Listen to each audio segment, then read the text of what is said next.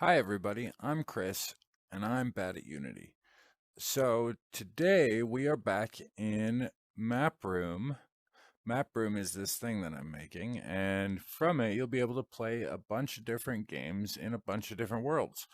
And other people will be able to make their own worlds and put games in those also. And you'll be able to mix and match things, and it's going to be cool. There's a lot to it. But anyway, I haven't been working on VR stuff for the last couple of weeks. I've been really busy. It's the concert season and I'm a stage worker and I have a lot of fun with it, but it takes a lot of my time. And so now it is Monday after a weekend of finally getting back to work. And I've been working in purgatory.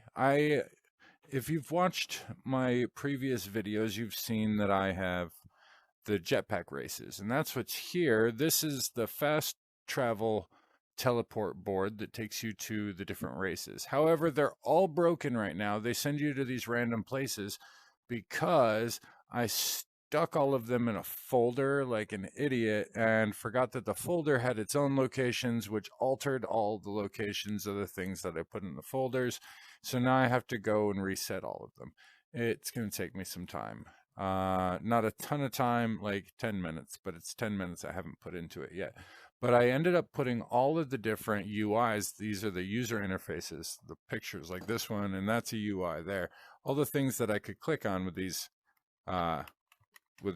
lights. So the lights don't show up on regular stuff, they show up on UIs. And they make it so you can push buttons.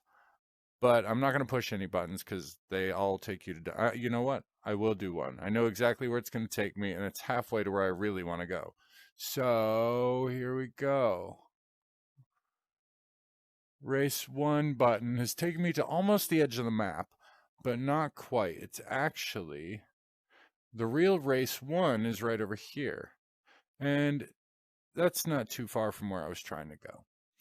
Now, over the last couple of months, I've been shooting a lot of videos using my jetpacks. And so it means that I haven't spent a whole lot of time on the ground. And so I, this weekend, decided that I would get back to the level 1, or at least the low level experience in the game before you get jetpacks, and start walking and running places. And actually seeing how terrible my terrain is. I mean, look at this garbage. From the sky, it looks great, but from down here, it's trash. It looks real bad. So I'm going to have to put some work into that and see what I want to do with it. But aside from that, I haven't done much else with the ground. I've tried to make it look pretty from the sky, and that's it.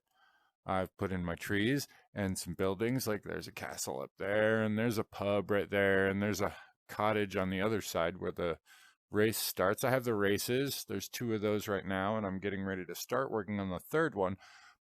But I hadn't ever done anything with this. I built this about a month and a half ago, and it was just this tunnel that went in, and I was just trying to learn how to do some stuff when I built it. But then I made it look really kind of cool, and it's going to get cooler before I'm done. Like that pillar there is going to be a different sort of look, and this door wasn't here before, this stone slab. Oh, I can climb walls now because I can look up and press forward, and that makes me climb things. It's kind of crazy. I believe it's because the material that my player's collider is made out of is it's the what they call max friction. It is the highest friction that you can get. And I did it so that I wouldn't fall out of this car that I had made. I still fall out of the car, um, but a happy accident about that was the ability to climb walls. Now, I'm probably not going to keep that in the final game. It's not something that's scalable. It's either it does it or it doesn't. So I can't make it so that that's like a game mechanic that you can level up and get good at. So because it's not something like that, I don't think I'm going to do it. But I forgot to mention while I was over here that this door is shut as hell, and it weighs 20,000 kilograms, which is I don't know, for Americans that's something like, I don't know, 6,000 dishwashers, you know, washing machines. Yeah, that's what that weighs. It's very, very heavy. So I can't move that. Can't pick it up at all. That would be impossible. So I'm not even going to try. However, there is a way in here.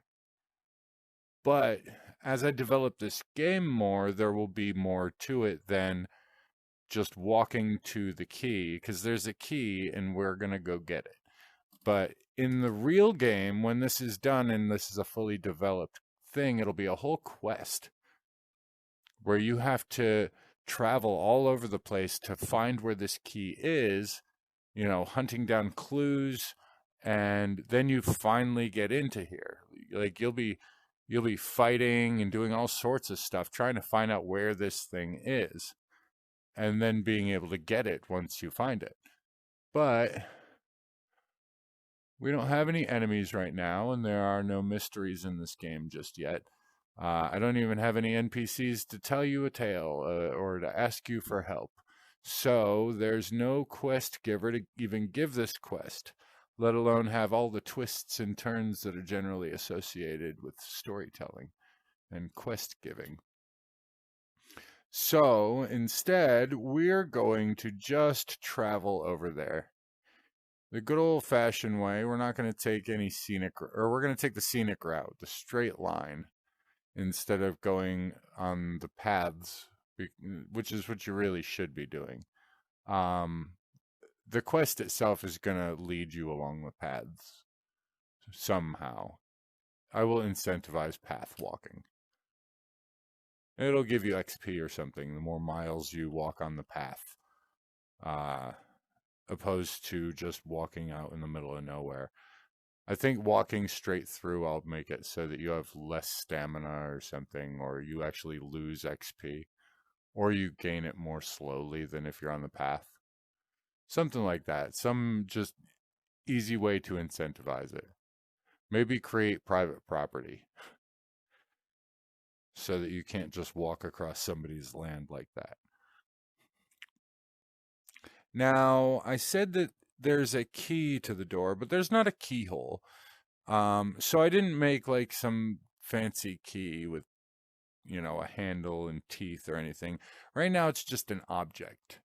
And if I touch the door with the object, the door is supposed to open. Now, there are 4 of these doors total, and this is the only one that starts it closed. And so it's been kind of weird to make it work. Oh, so I don't know if you noticed, but that's the first time you've ever seen me climb stairs. It's because of that friction thing I was saying before. So this is my key. It looks like I'm flipping you off, but I'm not. It's just how I think it thinks that this is a gun. I don't know, but I haven't set the hand pose for it just yet. Right now, it's just a thing that I can grab. And it stays on my hand. I would have to press the button again to drop it. And it should be easy enough to find, but it is transparent. So transparent things tend to almost be camouflaged. So I might not want to drop it. Now there's another key in the game. This one just opens the main door of the dungeon to get you in. There's another key that you acquire while you're in the dungeon that'll unlock other doors that this one won't. However, the last time I attempted this, it did not work. Now I think I solved the problem, but I didn't test it. This was going to be my test run, but I'm like, let's just record it. Because if it doesn't work, I can always just, use the hand of God and lift the door. Because, I am the hand of God in this world. I can reach down and just snap things in and out of existence. I can lift things that are impossible. I could pull a tree. Actually, I can't pull trees out of the ground. I can snap them in and out of existence, but I can't pull them out of the ground. That is not how that works. I could, however, raise the terrain level, making the tree go up. But the tree is a part of the terrain. It is just painted on. It's weird how they have these things that can paint objects into a space. And the trees were painted in. Okay, so we are back. We have completed our journey part of our quest. We have hunted down all the clues and tracked down every lead, and we have come back with the key to the dungeon. Really? Come on. Pretty please? Like, you got so much space, you're not stuck on nothing. Are you stuck in the ground itself? I don't think you are. I don't understand why this is happening like this. This key. Oh, hold on. There, it finally went. I don't know why that happened that way. Why was there a delay on it? And where is the door now? Oh, I see it. It's way up there. It will eventually come back down, specifically when I walk in. I'm going to walk in backwards so we can see what happens to make sure it works. Because one time it did not. Huh. Oh, it did the thing. It's sitting right above where it would fall. And it somehow gets stuck there because it gets wedged into the building itself. And I don't know what's causing that because it should be perfectly vertical. And so it should be lifting vertically and falling vertically. It shouldn't be moving forward and back and getting wedged into things. But I think I understand what it is. It's actually an animation.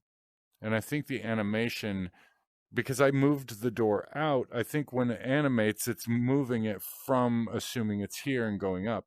Instead, it's assuming it's here and it's pulling it back first, which is why it went up halfway, because it was skidding all the way up. I think that's what happened. So I'm going to have to figure out that animation and maybe rewrite the animation for that, because it shouldn't be pulling it off track. It should only be allowed to go up and down. So it did not close, which it's totally supposed to. In the meantime, I don't need this, so I'm going to leave it right there. Oh, it's leaning on me. Huh. I never knew where my feet were before. So we're going to go down into the Broad Well. Now, our main villain in this game, his name is Broadwell.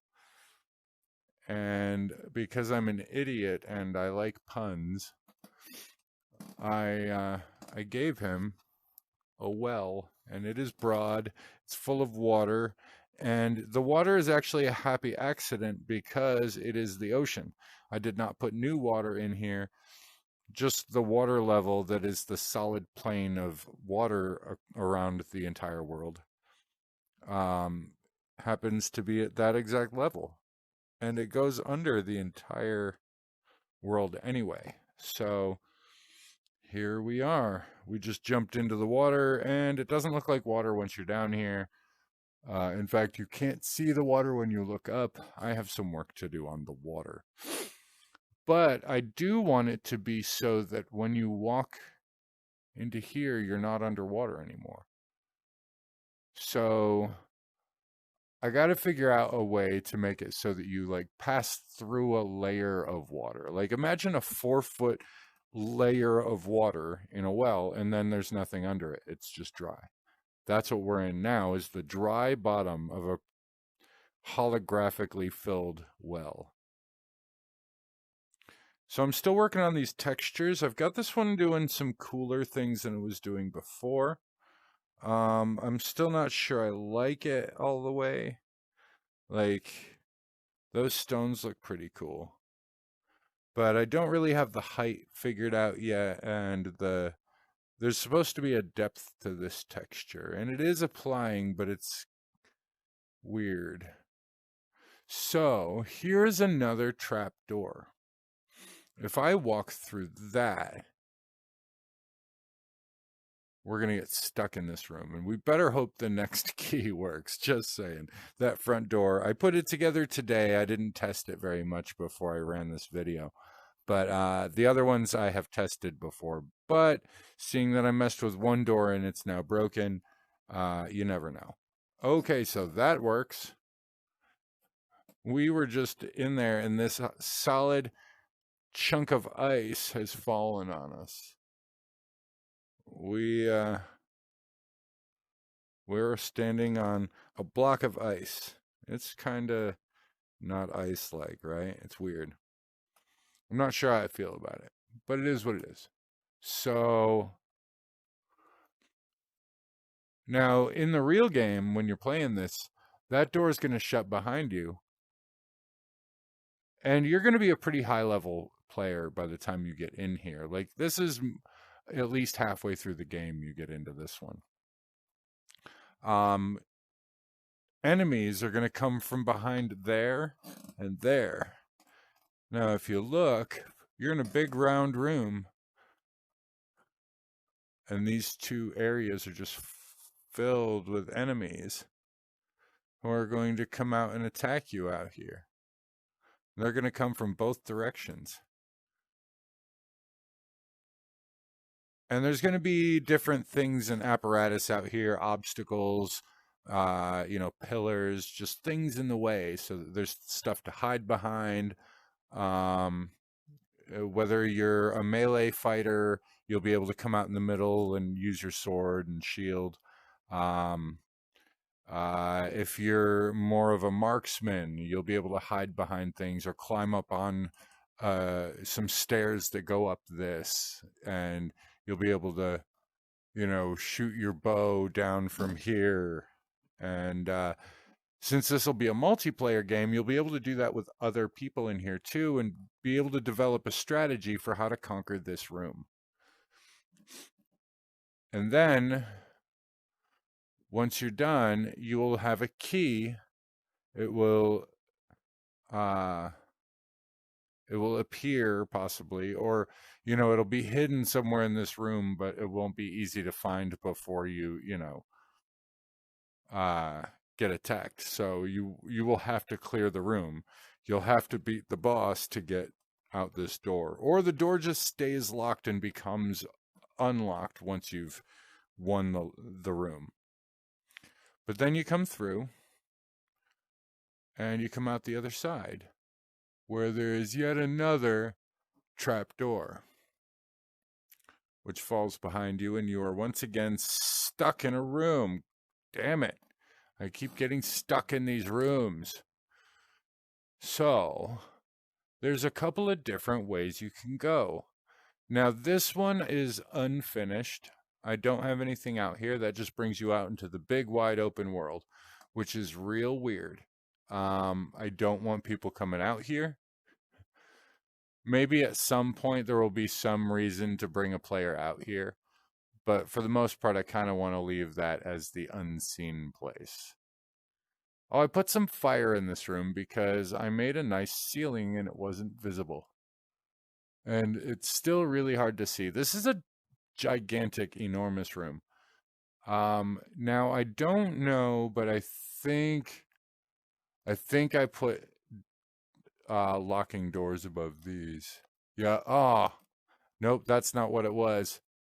It wasn't a locking door. It is a wall that I hadn't removed. I'm able to walk through it one direction, but not the other. So I just got myself stuck in this room. There's literally no way out without cheating. So here goes cheating. Huh. There. I cheated my way out of the room. But yeah, you see how you can't see the walls there? If you walk through it, you're stuck in that room. Same goes here. Or no, there isn't a wall here. It doesn't start until there. But so we're going to go into this room. I actually did punch the wall out there, but not in there. And I have an identical room right here where the same thing is true. If you go in there, you're stuck in there. And I was certain that it was because I had put locking doors there, but I knew better, and I knew that there was another reason. I just couldn't remember what it was. I haven't been in there since yesterday, so you'll have to give me a break. Now, this one is a locking door. This one, it falls right behind you. There it goes.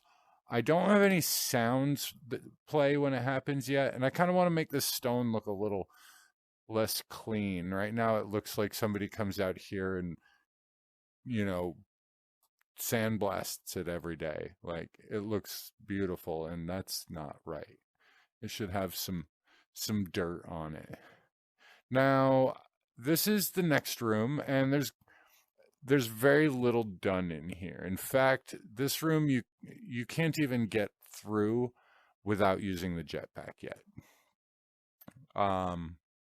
So the way I'm handling all of this is to make the I'm making the way through first, and then I'll make the decoy stuff after that. So once I have the meat and potatoes of the game, the actual like objectives completed, then I'll go through and make things to confuse you and put in enemies and things to slow you down and traps and treasure stuff that you can get and make it worth coming down here. I'm going to put art on the walls and some more different architecture styles. And I'm going to do some real work in here. This isn't just going to be some big wide open thing. This giant space up here will likely be some sort of labyrinth made of wood. I've actually started a similar thing in the very next room. Now this next room is where the key is. But that is the least cool thing about this room. I was doing some experiments with textures and shapes and seeing what I could do, and I found this cool ice one, which you saw, and I was like, I wonder if I can do a cool thing with that. And then I did the same thing with water and achieved incredibly cool results.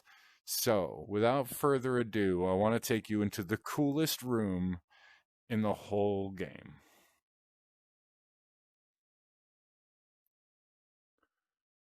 Now, these pillars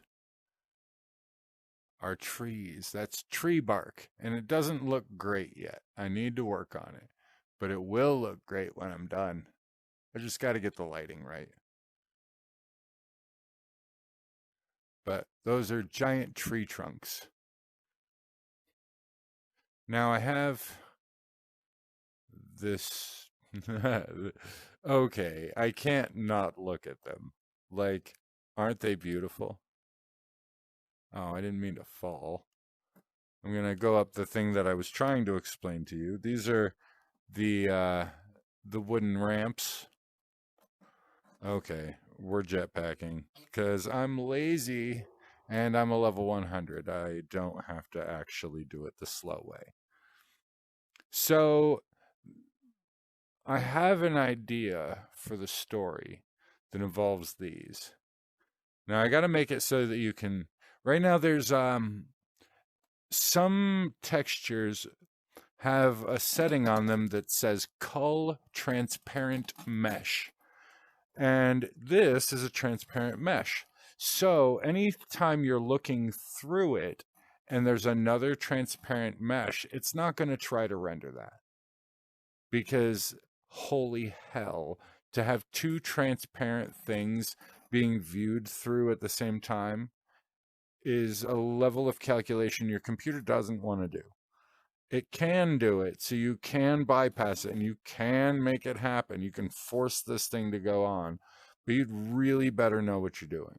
Otherwise, you're going to just create yourself a whole mess of headaches.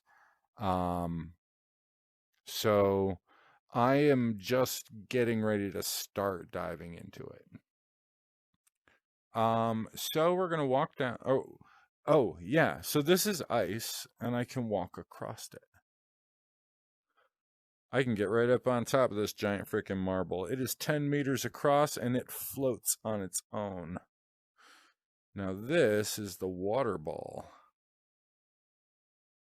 And right now I have it set to be solid.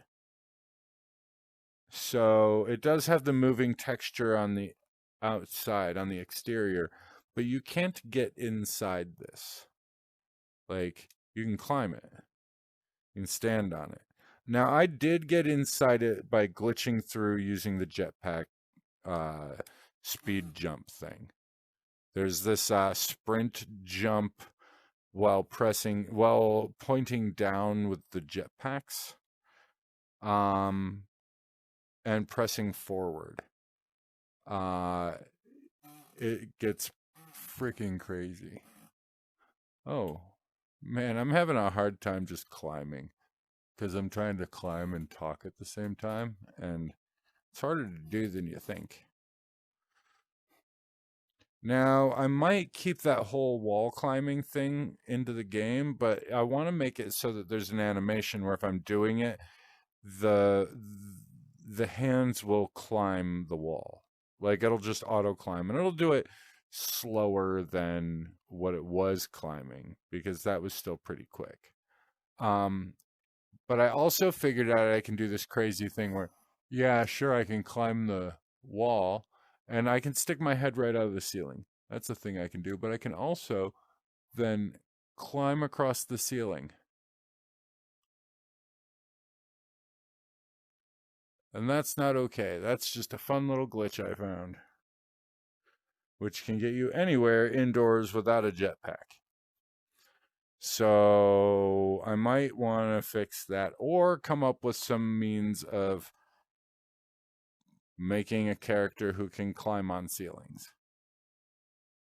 But anyway, that table over there in the corner is what we came here for. And it's not the table so much as what's on it. That's our key. This will get us out. Now it's the same exact shape as the front door key that apparently doesn't work.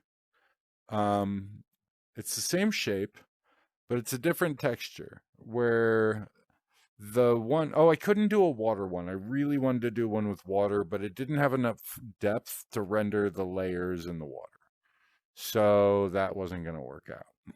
I would have to have a whole different kind of water texture for it to work. I would pretty much have to invent one myself, which is quite a lot more work than I'm trying to do over a weekend. That's something for a year from now after I've learned all the different steps independently of each other. And then I just one day I'm like, oh yeah, I can do this. Because that's kind of how it happens, where you learn a bunch of different things and then your brain starts using them together for problem solving. Okay, so this is how a door key in this game is supposed to work. See, it just goes up. However, that's an animation where when they come down, it's actually me turning on the gravity. Like when they're up there just hanging, the gravity is turned off for that object. But when we step on the pad out here, gravity turns on and it falls. Now, when we touch it with this, that, for one, turns off this pad so you don't accidentally, trigger the door again. But it starts an animation, and the animation is just this thing going up. But at the same time, the gravity on the object gets turned off. Because if you didn't turn off the gravity, the animation would still do it, but once it got to the end of the animation, it would just fall. So you would have to get through real quick, and it would, you wouldn't be able to get back through without the key either way, which would make it so that you couldn't be tricked into coming into a room that would lock behind you. So when I touch it with this, the floor trigger pad turns off. The gravity on that turns off. And the animation starts, and it brings it to the top. Now, the animation generally would run in a loop. I had to, manually turn the loop off. Otherwise, it go vroom, boom, vroom, boom, vroom, boom, over and over again. Instead, it just does that. It goes up and it stays up. But if I stay on this pad for a few seconds, it'll come back down, because that's what it does. There it goes. Oh, it got stuck. I'm really having some trouble with that. I wonder if I can force it back up by touching it with this. Yep. Now, see, the animation did the thing where it sucked it into the wall. Like, that's too far. So I do need to figure out what's going on with the animation. It's not supposed to move it in any direction away from where it was. But we can get this one to go up, and that one goes up fine. It stays away from the wall. I think, though, after several times of doing it, it does get wedged. So I've got to figure out a way to keep that from getting wedged. Because I'm really trying my best to rely on physics to do the stuff in this game, instead of just relying on animations and, computer code. I want to rely on the fact that physics is a real thing in the world. Not just the world that we're in here, but the real world. And the whole thing about virtual reality is to make it so it's as close to the real thing as you can get it. And so these are totally going to come in handy for some other thing later in the game, and they're going to clink. But these are totally going to be some dual purpose thing that has to do with the end of the game. I'm pushing them together as hard as I can. But anyway, so I believe that I'm going to have a thing in the pub where these don't have any real monetary value. You can't sell them or anything. However, there will be a wall of fame at the pub, and you get to collect the different keys, because they're just so cool looking. Everybody wants them.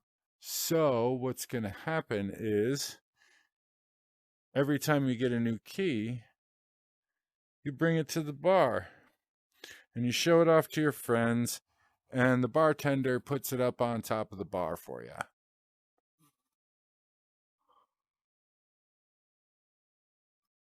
I got that one.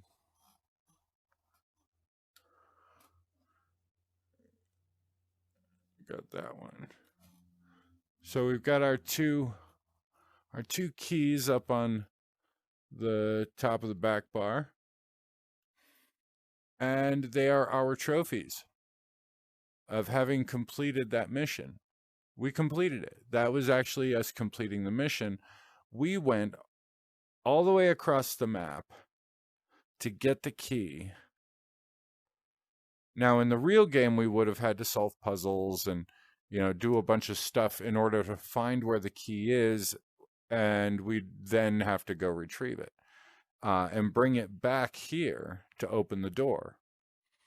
So we did that. It took us about 3 minutes because, we are God in this game, and we could have done it in a minute and a half if we were using the jetpacks.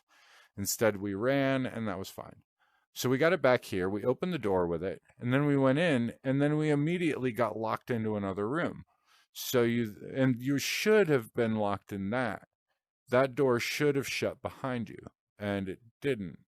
So I've got to figure out what's up with that, why it keeps moving. Um, there's definitely a problem, and I need to address it. That's annoying. So, but yeah, so we get locked in the dungeon, and then we have to go all the way to the end of the dungeon through a maze of different rooms, presumably fighting enemies and, hunting for clues and learning things and picking up artifacts and different loot and gaining XP along the way, leveling up, developing skills. And so you do that all along the way, and then you get to the end of the dungeon and you get the key. Now, that key, I only have it in that room because that's the farthest room so far. It'll likely go on for quite a ways.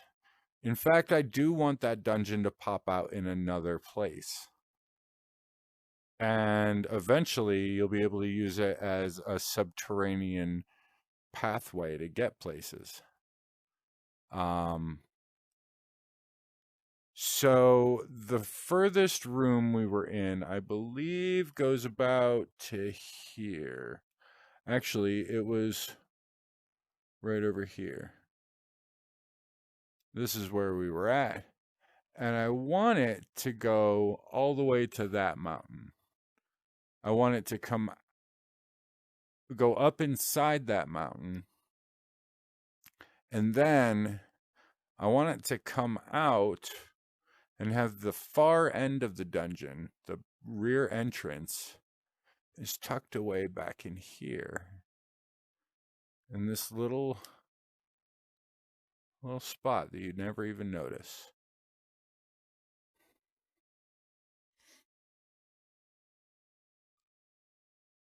And so I'll put the door here, right under this bush. And there will be an entryway right here to get into this dungeon. Actually, I might just get rid of the bush. You know what? I'll keep it. I can move mountains. It's kind of my thing. It's easy to move mountains when you're the guy who made them. And I'm not sure how this tree ended up here. But there it is. It seems like an odd place for it. Oh, you know what? I did a procedural tree drop in this area a couple of months ago, like when I first got the trees working right. So that was about 2 months ago. I did a procedural tree drop where I just picked a giant chunk of land and said, here's the distribution of trees that I would like. Boom, let's see what it does. And that's what it did. And it put some there. And I eventually deleted most of them. And then I came around and I put these in. This was the path that I made to get through for... No, this was not for the jetpack race. This was a secondary walkway. The jetpack race goes down on the other side of these rocks. Oh, and I'm getting a better thing of rocks. And I'm going to deconstruct it and figure out how to make my own rocks. But right now, these are all just textures on the terrain. And it kind of looks great from far away. It kind of looks like shit up close. Like I was saying, oh, right up, by those rocks over there. And from back here, that looks like rocks. And then you get up close and you realize it's flat. Here, let me actually get back to where I was before, where we first saw the rocks. Right there. It's like, wow, those rocks look really nice. So it's just over those rocks. And you get over there, and you can hardly tell that what you were standing on was even rocks. Like, it's flat and has some lines. Now, I tried to mess with this stuff and actually raise the terrain to make it look like the shape of this rock properly. I did that down in the other area down there, and I remember a couple of minutes ago I was telling you how much that looked like shit. So this is the way that the jetpack race goes, but the path up here is a whole separate thing that I never did anything really with. It just exists right now. It's not a part of any quest or any game function. It just exists. And I'll eventually do something better with it than it is. Like, I don't think it should have that cupped bottom. Like, I want it to be more of a flat bottom, like people walk on this regularly. Um, but I did have it come out into this area, which I'm actually more proud of this landscape than most of the others. Um, because I was just messing around one day when I made this, and it wasn't for anything. I eventually put this in, which is part of another jetpack race. Um, but most of this area was just here for its own sake, just a spot to hang out, you know. Um, I still have to do all of that. There's so much land here. We've barely scratched the surface of what's in this game as far as land. Um, oh man, I just keep going and finding a bigger mountain and finding a bigger mountain. And every time I try to get a view, I just find a bigger mountain in the way. So we will climb the bigger mountain and see what we can see. Okay, this isn't a bad view. So there's a whole bunch of jetpack race area over there. There's some trails and stuff that go up into those mountains, but I'm not really happy with them right now. I'm actually probably going to destroy those mountains there. I'm just gonna collapse them and make it so that you can see through that. And it'll look like that, but that's the best I got right now. Oh, it won't look exactly like that. You'll see that beyond, you'll see that line where everything kind of clips off. Beyond it, there's fog. And so there is fog in the game. I just turned it off while I was doing some work. Um, and it messed up my lighting. And so my lighting's all messed up right now. But I have it temporarily nice so that I can, show you guys that there is indeed a game here. But the lighting is totally glitching my game out. It does not like this lighting. But yes, there is fog. It would normally be up higher where we could see it, but for now it's missing. But I have racetrack going from way, way over there. And it comes around through here and goes around that mountain and up and around through there and down. And there's a bunch of stuff over there. And it comes through here and ends up there. That is the first race ending point, that white wall. Now I'm going to fix that and make it prettier, but for now, that's what it is. There's some golf course areas up there where it's just basically a driving range to drive golf balls off into the water. And I don't have golf clubs or golf balls right now, so I'll get those when I get those. There's a little house down there, one of the cottages, and that is the start of race 2, which goes all the way around this hill, the mountain that I'm standing on.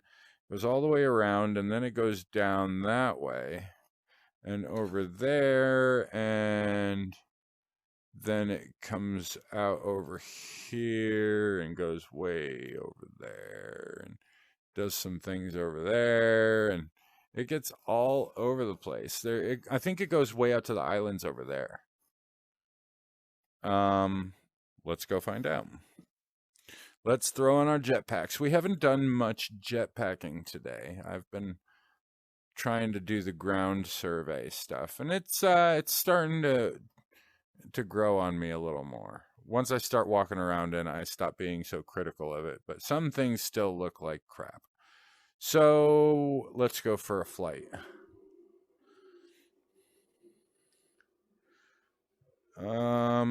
Right there is my favorite spot in all of the jetpack races. That bridge is crazy fun. It's one of the cooler things that I've put in the game so far. But yeah, so this race takes you up through here and down that and all the way around this little peninsula. Archipelago. I believe this is Archipelago. I don't know what these rock formations are. They're just rocks sticking up out of the water. And this...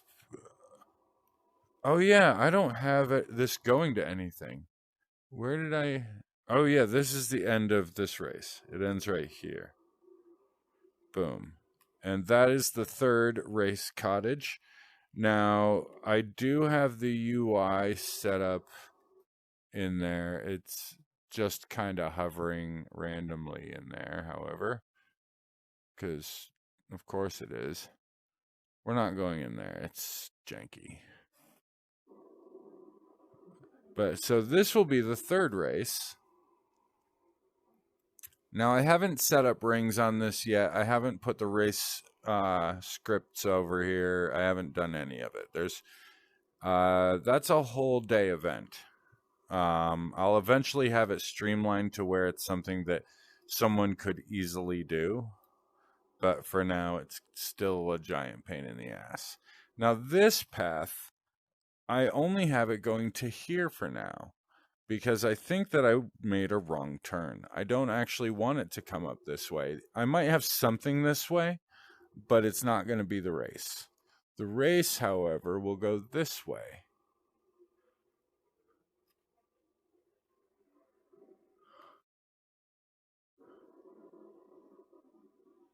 And probably over through here.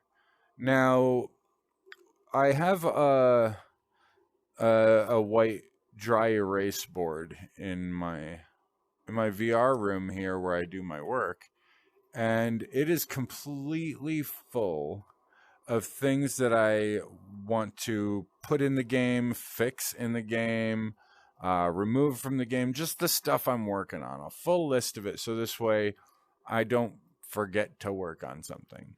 Because I kind of go at this, pretty haphazardly and randomly. It's like, oh, today I feel like making terrain. Today I feel like working on scripting for races. Today I feel like making door traps. Like it's just I do what I feel like, and I have a main goal, and I just do the work as it comes, and it tends to work out. So one of the things that I've been looking at on my board is I wrote a note to myself that said unsquare the island, because my island is a giant square. Always was. And that's no good. I don't want it to be a giant square. I want it to be more naturally shaped. So I've been doing some work and unsquaring the island. And that has so far mainly just taken the form of adding little islands out off the side, connecting, just building the terrain out a little bit and knocking the corners in a little bit, which would be all well and good, except I made this roadway and I don't want to mess it up. However, I feel like I'm going to have to mess it up because the area surrounding it is pretty ugly because of it. Or I need to raise the level of things around it. I definitely have to figure something out with this. That is way too much of a stretch for the terrain, and I don't want to leave stuff like that. I mean, I could find another way to deal with it, but I really would rather not.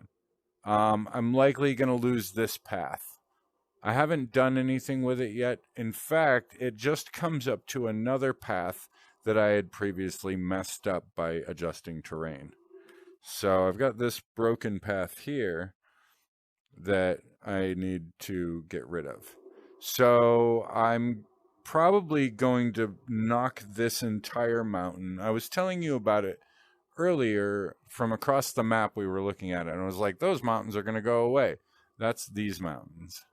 I already made them go away once when I put the roadway in. And you can still see some artifacts from that.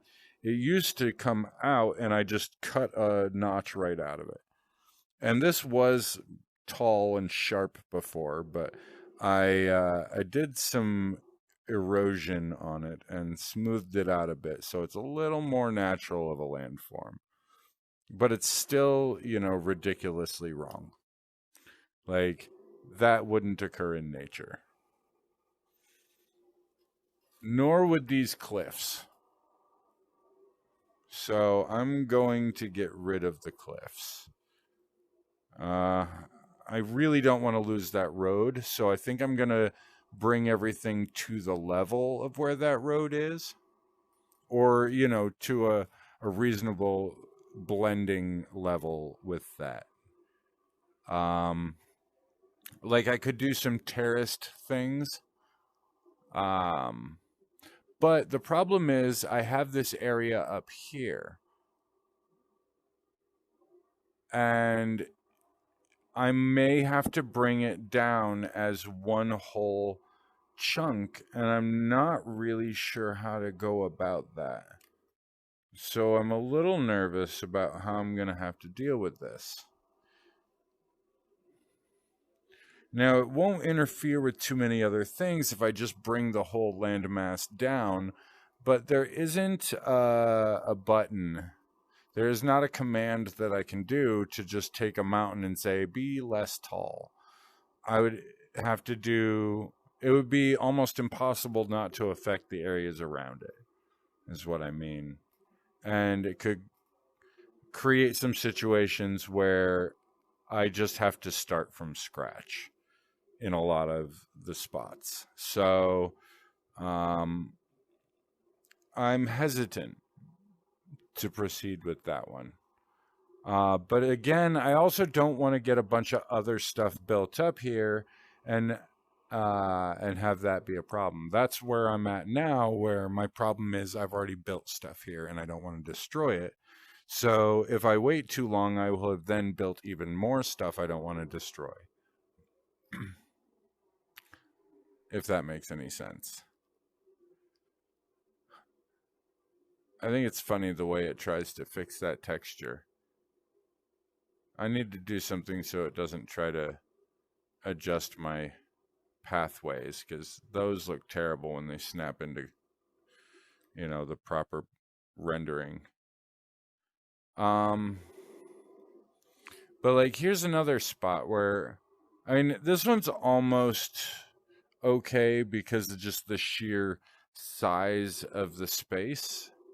And, it's actually accomplishing something. It's putting you in a feeling of awe just looking at the size of the space. Wow, I gotta fix that.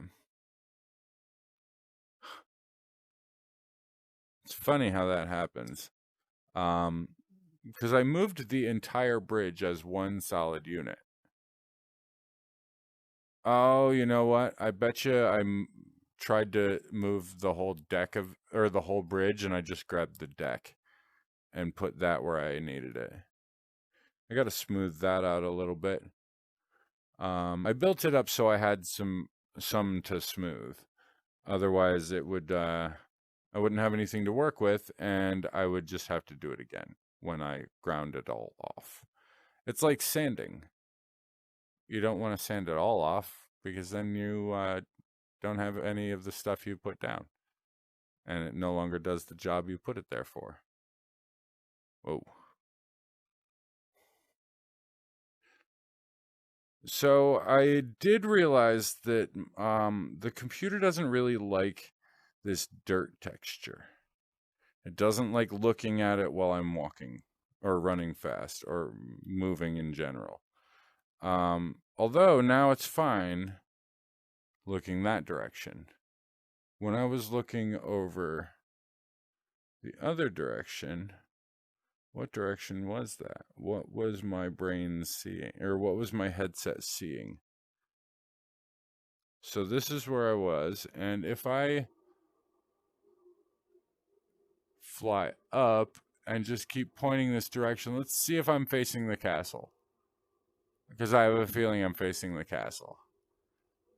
I'm facing the 0 point.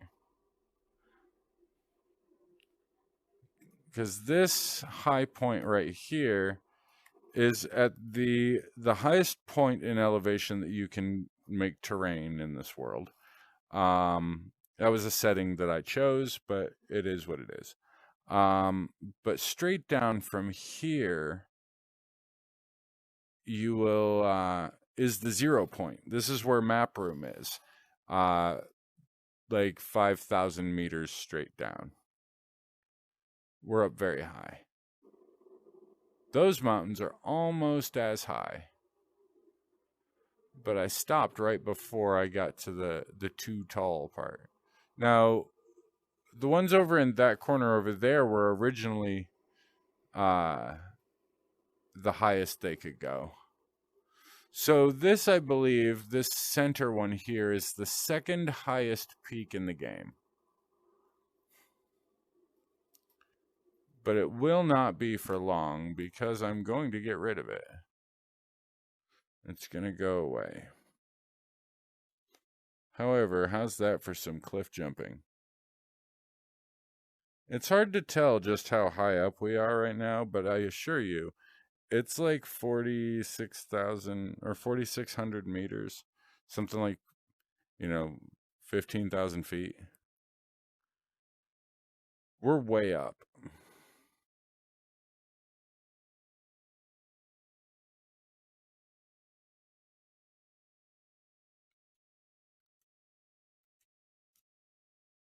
Okay. So, yeah, we're just below that peak. And that is the highest peak in the game. I know because it's the flat one. But yeah, some of these mountains, you don't realize how absurdly big they are until you're on them. And then you're like, holy crap. This is really big. Like, when you look at it from across the map, it doesn't seem that large. But it really is. Like, it's bigger than, like, the mountains around your town. Like, that thing is massive.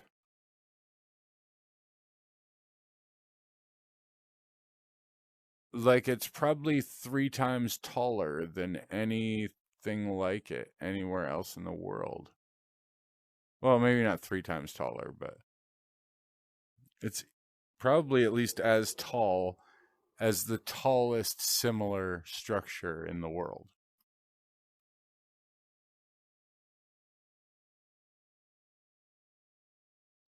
And you can't tell from here because the trees look enormous.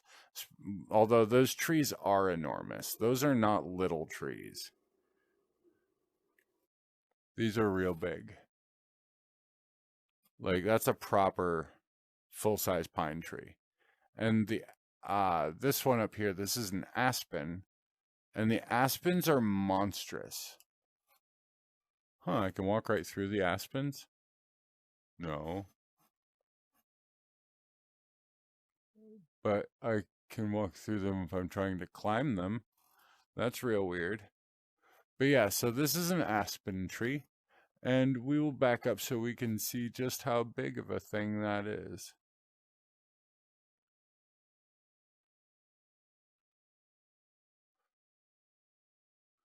It's twice the size of that oak tree. Although the pine is actually taller from the ground, from the base. So that's an enormous tree. This guy.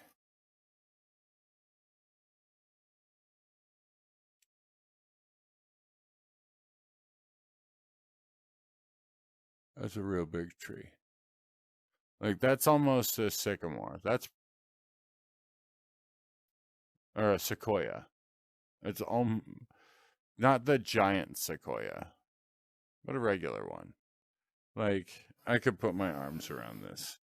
However, I'm not sure that that's really an accurate size for what the trunk of that tree would be.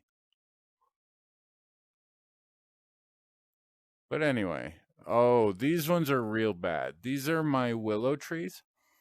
And I didn't make these willow trees. Somebody else did.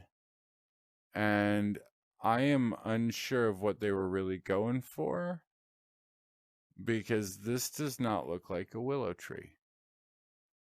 I've seen willow trees, and this is not it. I mean, maybe I just have them set up wrong, but that looks like they were trying to do a thing with that, and it didn't work.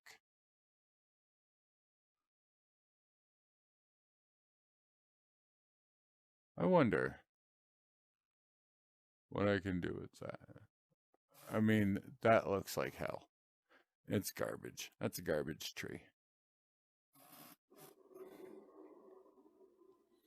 Yeah, I got these. One guy's up here. But so, okay, we've been in here a while. We've done our running around and we've had our fun. And now for our recap. We went in the dungeon because there is a dungeon. And right now our dungeon consists of a few rooms with these doors that will totally trap you, because I made some clever traps for my game. Uh-oh. It doesn't really work with the jetpacks. So that is another reason why I'm absolutely not going to make the jetpacks a full-time part of the game. Those are for special occasions. There will be certain things that you can do that'll be like, oh yeah, that's a good thing to use a jetpack for. No. Okay, I gotta get out. If I don't get out, I'm getting stuck. And if I touch the floor in this room, I could also get stuck. Because I don't know if you remember, but we brought all the keys to the pub, which means I did not have the keys with me, so I could have gotten stuck. But our keys are still at the pub. And here's the pub. We're going to go in and take a look at our keys. There's one, and there's the other. Our keys are still there, safe and sound. Hooray! Now, I did have this one key. The original key that I made was supposed to be like glowing. It was the glow of like super hot metal, and it looked just like it. However, a VR headset uses two projectors. And part of the way that the illumination was working on that object was that it was a dual projector item. So it was being projected twice, one as a glow and then one as a transparent. And so the way that it renders in the VR headset is it puts one of those projections on one eye and one on the other. And so this thing is just like bugging out in front of you, because with one of your eyes it's there and with the other one it's not. And the frame rate is happening so fast that it's never at the same time, but you can't see the difference. It's just like it is both simultaneously there and not, and it really just tweaks your brain out. It's not fun to look at, and I think that it could cause somebody with epilepsy some problems. In fact, I have to be really careful about my VR game frame rate. Any glitching that happens or any weird optical illusions that happen could cause somebody to have an epileptic episode. And I don't want to be the guy who puts somebody into a seizure. That's not okay. So I got to be really careful with my game. I don't know a whole lot about seizures, but I do know that they're often caused by visual stuff. And this is the most immersive visual thing I could possibly imagine. And I know that there are YouTube videos that have to have a thing. And if a YouTube video can cause epilepsy, then I'm sure a full immersion VR experience could totally do the same thing in ways that we might not even know as a society yet. Like, I'm not sure if we've done any studies on it. Like, is there an auditory version of epilepsy that if the audio is also tweaking out and wrong, that you process it even more badly? So there could even be like super epilepsy that we don't know about. And I don't want to be the guy that discovers it because I made the game that hurt somebody. So I have to really work on my frame rate stuff. I have to make sure that all these visuals work seamlessly and smoothly, not just for the enjoyment of the game, but for the safety of my players. Like I said, I don't want anybody getting hurt trying to have fun with the thing I made for them. It's like, you ever get a kid a toy for Christmas and the first thing he does is hurt himself with it? You feel awful. It's like, oh man, I shouldn't have got him that. You'll shoot your eye out, kid. Like, I don't want to be the guy who made the Red Ryder BB gun that the kid shot his eye out with. I don't want to be the guy who brought it home for the kid either. So I think that that's another responsibility that VR developers are going to have to keep in mind. And you might be like, oh, it's not my fault if somebody puts this thing on and it hurts them. Yes, it is. You have a responsibility to the public that is spending money on your product. Well, they don't have to spend money on my product. Well, you didn't put an epilepsy warning on it, so they thought it was safe to spend money on it. So if you don't think that somebody should be your customer because of a condition that they might have that might make your product not good for them, if you believe that your product might cause somebody injury, you have to warn them. This way they have the decision, they can make the decision whether or not to buy the product with the proper information at hand. Like, oh, this has an epilepsy warning. I have epilepsy. I maybe shouldn't get this game. Or, I should have my friends tell me what the game is like and, what the experience is like in the headset for it before I go putting it on. Something like that. But yeah, if I have something that has intense visuals that could really hurt somebody, I'm going to make sure that people who could be harmed by that are fully informed first. Okay, so rant over. Another thing that I did was I made some in my project of unsquaring the island. I started cutting holes through these mountains because I thought, well, let's see what's already here and how we can connect different areas. And so now I have a path that goes through what was once a giant chain of mountains. And I just whittled that down so that I could build a walkway through there. And a walkway I now have. And it goes up to what was my race course, I believe. Yeah, the racetrack is right here. So I'll make a path that gets us over there. It might even come off of here and just go up and over this. Or nah, it's going around. I'm not going to make people climb that. I'll have something up there for them to go visit instead. So I'll make the path come this way. And then down this. We're walking, walking, walking. And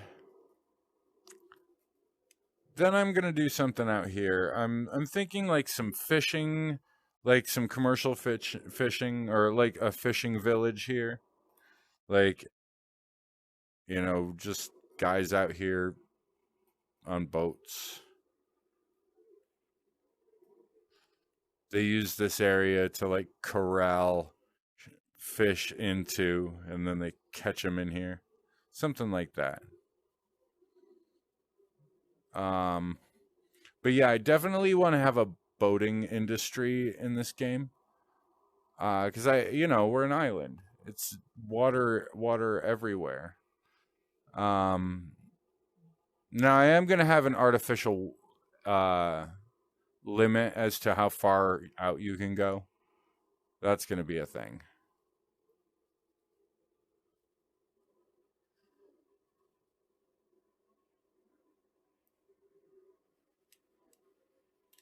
But yeah, there's lots of these little islands out here, like maybe 100 of them. And so some of them I'll flatten out and put houses on, and maybe a marina place with dry docks, and you know some spots for larger ocean going vessels to dock. Now, you won't be able to depart on one of the ocean go. Excuse me. Sorry about the yawn. You won't be able to depart on any of the ocean going vessels because they'll take you out of the world. If you try to go with them, there's nowhere to go. They're just disappearing when they get to the edge of the map. So that's a thing to keep in mind. You can't stay on the boats. But the boats that, belong to the mainland here, you can totally go out on. Though there's not much out here to do on the open water. I might find some, big ocean fish to put in the game, but it's not a major priority right now. Maybe if I team up with some other developers, I can get somebody to put a fishing game in here. Or maybe I just get bored one day and realize that I know everything I need to know to make a fishing game. Because that's how it's been happening, where it was like, oh, I think I know everything I know to make a race. Turns out I was wrong, and I had to learn a ton of stuff about how to make a race. But I knew what I was looking for. When it comes to fishing and stuff, I have no idea what I'm looking for to create a game.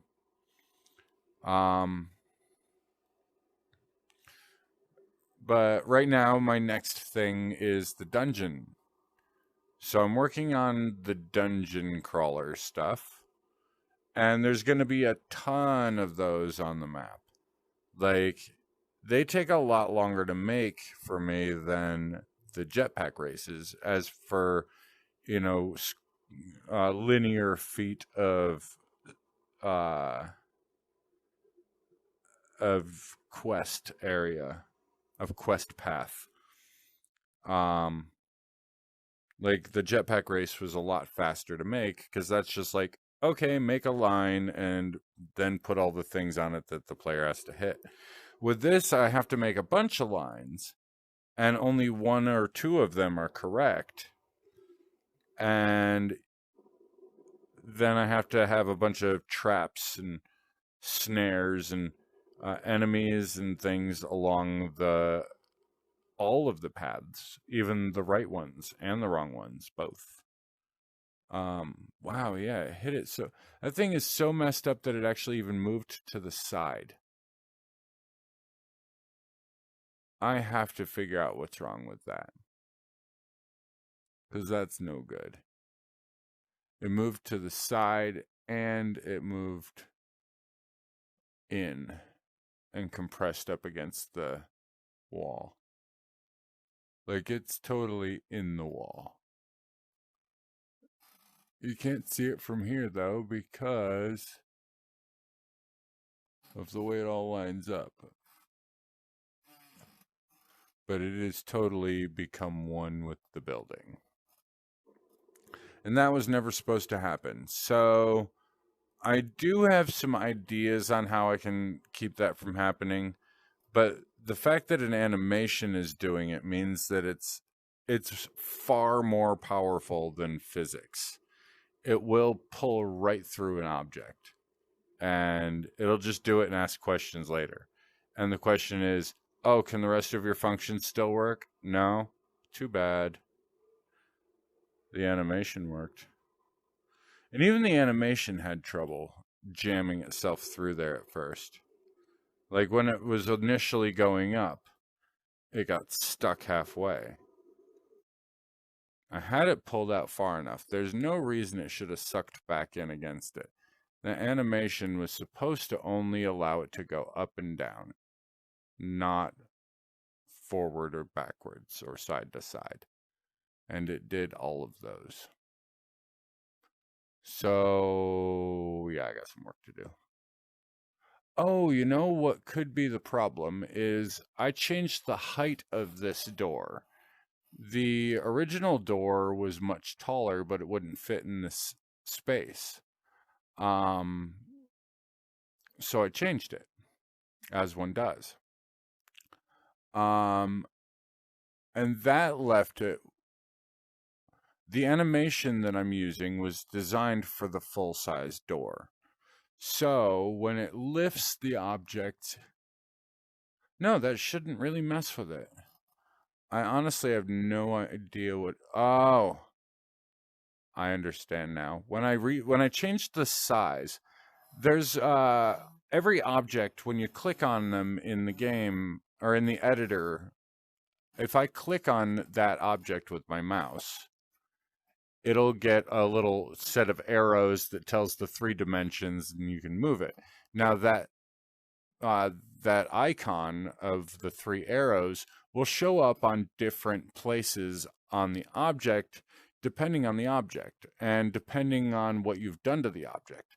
Now, a lot of times it'll be right in the center of the object. And so if you change the size of the object, it'll stay in the center. And that's good because it doesn't change how when you move an object, you're moving the 3 arrows.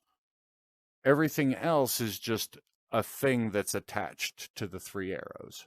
The 3 arrows are the actual location of it. So what I'm guessing is that when I changed the size of it, I didn't do it proportionally. I didn't do it the same on both sides. I just shrank one side or shrank that. And actually, I did have to shrink it this way also. And I think I only shrunk one side. It was probably that one. Because this is where it pulled to. Although it's stuck there, this might have just been where it got to before it gave up. But yeah, so now I'm just talking to myself. There's plenty of things here that I can work with and learn from to figure out how to fix this. But that will be a tomorrow morning thing and maybe a little bit on Wednesday morning. Then I'll get back in the seat Thursday. Thursday afternoon, I have a big meeting because I'm involved with a local music festival around here. And it's not local music. It's actually bands from all over the world. It's kind of a big deal. And I get to work at that every year. It's a good time. When I called it a local festival, I meant a festival that is occurring locally. But it has very little to do with local music. Although a lot of our local, like Americana bands and stuff are going to be playing. I don't want to go in there because if I do, I could get locked in. I don't have a key. So anyway, I'm going to get out of the game. I had a really good time today. It's been a couple of weeks since I was able to sit down and throw the headset on and really see what this game is becoming. I hadn't gotten any work done for a while, and it was really nice to work on a whole new project in the game. The dungeon is really cool. I like the direction that I'm going with it. And there's a lot to explore with it. I want to make it really big. Like, I can imagine the entire underneath of this being a huge series of corridors. like an entire underground that gets you anywhere on the map. Anywhere you want to go, you'll be able to reach through the dungeon network. There will be whole economies and towns down there. Things that are hiding from the main villain of the game, Broadwell. An entire underground civilization that exists in this world. A cool thing. Oh, I was going to sign out, but first, I want to mention the coolest part about this is when you're running a jetpack race, the dungeons won't exist because turning on the dungeon race turns off, or turning on the jetpack race turns off all the other challenges and quests. It just turns them off. They're not being rendered. The game isn't thinking about them, and it saves your frame rate. Kind of like how right now this exists, but the jetpack races don't. I would actually have to go over and click on the jetpack race button for the rings to show up and the scripts to even turn on, and then I'd get my little time thing that shows up on my screen here. So all the games in this, all the levels are like that, where none of the stuff for the level exists until you are playing it. And that makes it so that you can have this big open world with a ton of different things going on in it without it having to deal with all of it at once, because the only stuff that'll be visible all at the same time are going to be the things up on the surface, like what we're looking at right now. This stuff, and I'm actually thinking that I might make it so that when you're in the dungeons, this disappears too. Like it just stops computing it. It stops thinking about it. It stops being a thing. And once you unlock that door, the last door to come back out of the dungeon, all of this snaps back into existence. And you come out, and as soon as you get out, the dungeon that behind you, all the stuff that was underground behind the locked door, all that stuff just disappears. There's no loading screen. There's no wait time for it. You're not being transported. You don't have to have a saved character being resurrected in another instance of the game. Like, you don't go anywhere. You still maintain the same game time. So you don't lose continuity. Like in Skyrim, when you go into a dungeon, there's a loading screen. And during that loading screen, it's taking you to what they call another scene. Now, Unity has scenes also. In fact, this is one big scene. MapRoom is the scene. Now, what I'm going to do is you can open another scene within a scene. So, MapRoom is going to be the main scene, but Purgatory is going to be a scene that you can open within MapRoom. And any other maps will also be scenes that can be opened in MapRoom. Now, the scenes, I think you can have as many as you want open at the same time, but I'm going to make it so it's just one open at a time. But in those scenes, there will be folders containing all of the stuff for the different challenges. And each of those folders can be turned on or off, just like the jetpack races are currently off. Man, this is really cool. I'm glad I stopped and thought about this. I actually need to get the folder for the dungeon all sorted out so that the correct stuff disappears. I need this door to stay alive. I need everything that would be visible in here by opening the door has to all exist all the time. Actually, no. As soon as I open that door, all that stuff can snap into existence. And I'll do it in an order that the first stuff is first. And by the end of that frame of the game, the entirety of the dungeon will have snapped into existence. I really don't want to go get locked in here. It'll happen. Anyway, you know what? I am going to get locked in here. Because I'm going to leave the game. This is it. We're going to get locked in, and then I'm going to say see you later. So, without further ado, I am Chris, and I'm bad at Unity. Real bad at Unity. Like, so bad it hurts. Aww.